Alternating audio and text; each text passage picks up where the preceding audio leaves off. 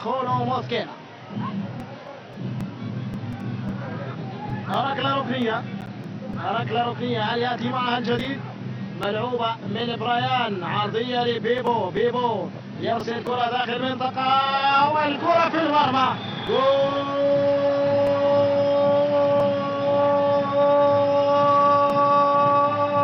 هدف مريخي أول. قلت هل يأتي معها الجديد؟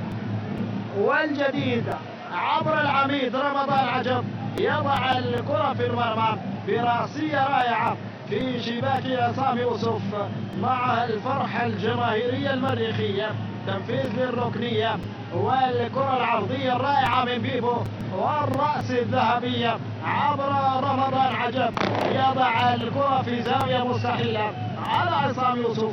يسجل أول أهداف هذه المباراة رمضان عجب القائد والكابتن. رمضان عجب في الدقيقة 40 ينجح المريخ في افتتاح التسجيل عبر راسية رمضان في الدقيقة 40 بكرة راسية وبمجهود يشكر للثنائي أحمد آدم بيبو وكذلك الكرة برايان أديسون.